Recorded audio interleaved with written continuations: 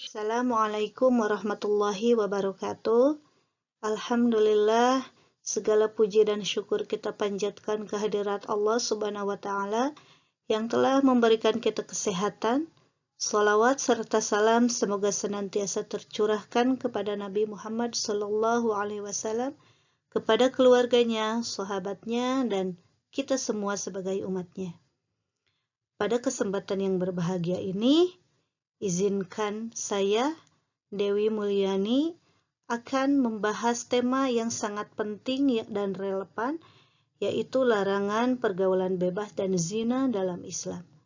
Tema ini mengingatkan kita akan pentingnya menjaga kesucian diri, kehormatan, dan martabat sebagai seorang muslim.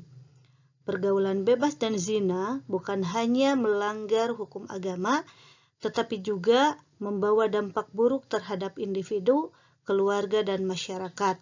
Oleh karena itu, memahami dan mematuhi larangan ini menjadi langkah awal untuk membangun kehidupan yang penuh keberkahan.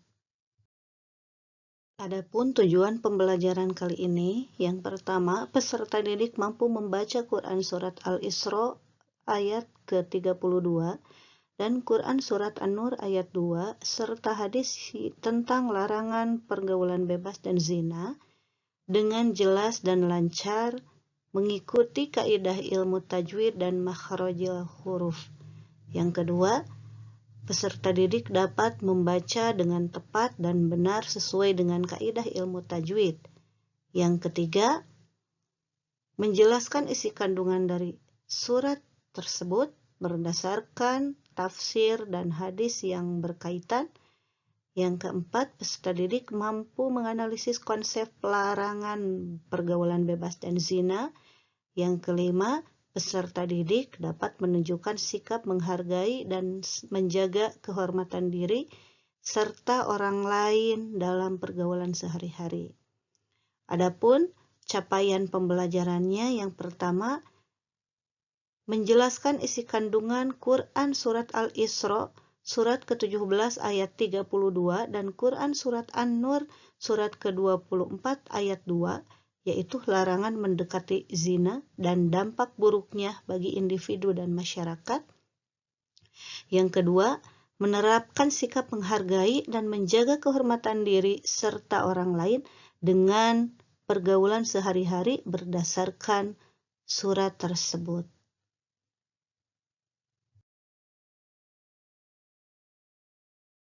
Mari kita perhatikan ayat-ayat tentang larangan pergaulan bebas dan zina. Yang pertama, Quran Surat Al-Isra, surat ke-17 ayat 32. A'udzu billahi minasyaitonir rajim. Bismillahirrahmanirrahim. ولا تقربوا الزنا إنه كان فاحشة وساء سبيلا. Artinya, janganlah kamu mendekati zina, sesungguhnya zina adalah perbuatan keji dan jalan yang terburuk. Selanjutnya, ayat yang kedua adalah Quran Surat An-Nur surat ke-24 ayat 2. Bismillahirrahmanirrahim.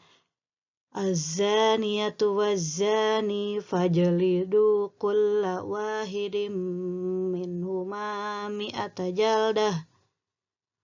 Wa la ta'khudhukum bihima ra'fatun fi dinillahi in kuntum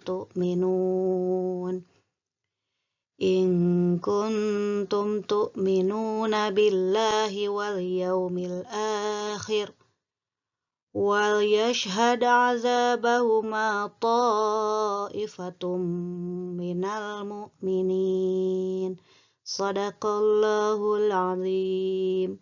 Artinya, perempuan yang berzina dan laki-laki yang berzina, maka deralah setiap seorang dari keduanya 100 dera. Dan janganlah belas kasihan kepada keduanya, mencegah kamu untuk menjalankan agama Allah. Jika kamu beriman kepada Allah dan hari akhir, hendaklah pelaksanaan hukuman mereka disaksikan sekumpulan orang-orang yang beriman. Selanjutnya kita akan menelaah ilmu tajwidnya. Yang pertama dalam Quran Surat Al-Isra ayat 32, wala mad tabi'i az-zina alif lam syamsiyah innahu madsilah wasa'a mad wajib muttasil.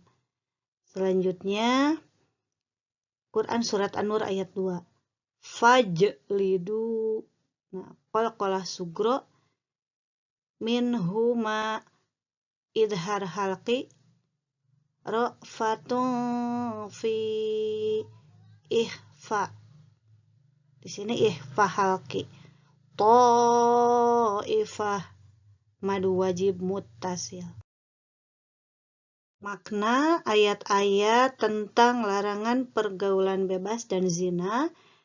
Yang pertama, dalam Quran Surat Al-Isra, Surat 17 ayat 32, di mana ayat ini menjelaskan bahwa perbuatan zina itu sangat dilarang dan segala bentuk perbuatan yang mendekatinya, seperti berpacaran, berpegangan tangan, dan bermesraan dengan lawan jenis di luar ikatan pernikahan. Yang kedua, Quran Surat An-Nur, Surat ke-24 ayat 2. Ayat ini menegaskan bahwa zina adalah perbuatan keji dan jalan yang buruk yang akan berdampak negatif bagi individu dan masyarakat.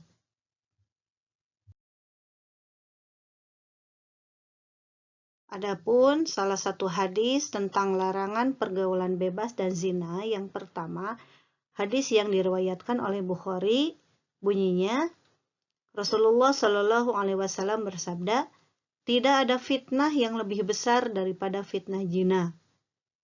Yang kedua, hadis yang diriwayatkan oleh Muslim. Rasulullah Shallallahu Alaihi Wasallam bersabda, hendaklah kalian menjaga pandangan kalian dan kemaluan kalian, karena sesungguhnya itulah yang akan membawa kalian ke dalam surga. Dampak negatif dari pergaulan bebas dan zina, yang pertama, akan berdampak kepada kerusakan jiwa. Pergaulan bebas dan zina dapat menyebabkan kerusakan jiwa, seperti rasa bersalah, depresi, dan gangguan mental lainnya. Yang kedua, perpecahan keluarga, di mana zina dapat menyebabkan perpecahan keluarga, seperti perceraian dan hilangnya rasa aman. Yang ketiga, penyakit menular seksual. Zina dapat menularkan penyakit seksual seperti HIV/AIDS, sifilis, dan gonore. Na'udzubillahi min dzalik. Interpretasi dari ayat-ayat yang kita bahas sebelumnya, yang paling utama itu adalah menjaga kehormatan diri dan keluarga. Yang pertama, menjaga pandangan. Pandangan adalah jendela hati dan pikiran. Menjaga pandangan berarti menghindari terlihat sesuatu yang tidak pantas, seperti hal-hal yang dilarang dalam agama atau budaya. Dengan menjaga pandangan, seseorang dapat menghindarkan diri dari godaan yang dapat merusak akhlak dan martabat. Yang kedua, menjaga pergaulan. Pergaulan dengan lingkungan yang baik dan teman-teman yang memiliki nilai-nilai positif akan menjaga kehormatan diri. Maka, hindari pergaulan yang tidak bermanfaat, yang dapat merugikan diri dan keluarga. Pilihlah teman yang dapat saling mendukung dalam kebaikan. Yang ketiga, menjaga hati. Hati adalah pusat niat dan perilaku. Menjaga hati berarti menjaga kebersihannya dari nilai-nilai yang buruk, iri hati, dengki, atau kemauan yang dapat merugikan diri sendiri maupun orang lain. Dengan hati yang bersih, seseorang dapat menjaga sikap dan perilaku yang terhormat. Hindari pergaulan dengan lawan jenis yang dapat menimbulkan syahwat. Yang keempat adalah menjaga kemaluan. Menjaga kemaluan merupakan salah satu cara utama untuk menjaga kehormatan diri. Dalam ajaran agama, hal ini mencakup menjaga kesucian diri dengan menghindari zina, menjaga batasan aurat, serta hanya melakukan hubungan suami istri dengan ataupun di dalam ikatan pernikahan yang syah. Hal ini akan melindungi seseorang dari fitnah dan menjaga nama baik keluarga. Strategi untuk menjauhi pergaulan bebas dan zina melibatkan pendekatan spiritual, sosial, dan praktis. Berikut ini adalah uraian dari poin-poin yang akan kita bahas. Yang pertama, mendekatkan diri kepada Allah dengan meningkatkan ibadah kita seperti sholat 5 waktu, membaca Al-Quran, berdoa, dan banyak berzikir kepada Allah.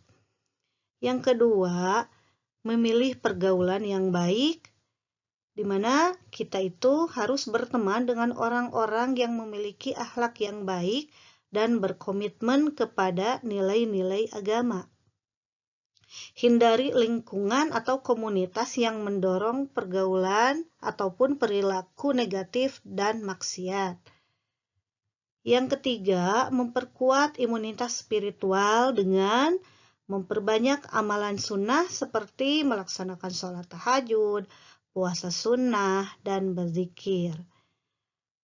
Isi waktu luang dengan kegiatan yang bermanfaat, dengan menjaga keimanan dan ketakwaan kepada Allah, kita berusaha untuk melawan hawa nafsu dengan mengingat dampak negatif dari perbuatan zina. Yang selanjutnya, solusi yang terbaik adalah menikah. Jika sudah mampu secara fisik, mental, dan finansial, menikah adalah solusi syar'i yang menyalurkan kebutuhan biologis.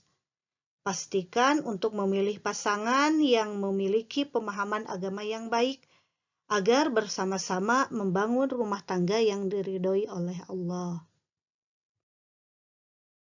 Menjaga diri dari pergaulan bebas dan zina adalah kewajiban setiap muslim. Dengan memahami larangan-larangan tersebut serta dampaknya, kita dapat melindungi diri dan melindungi kehormatan diri dan keluarga, menjaga nilai-nilai moral, dan mendekatkan diri kepada Allah. Dengan demikian, kita hanya meraih ketenangan hidup di dunia, tetapi juga kebahagiaan abadi di akhirat. Semoga bermanfaat. Akhirul kalam. Assalamualaikum warahmatullahi wabarakatuh.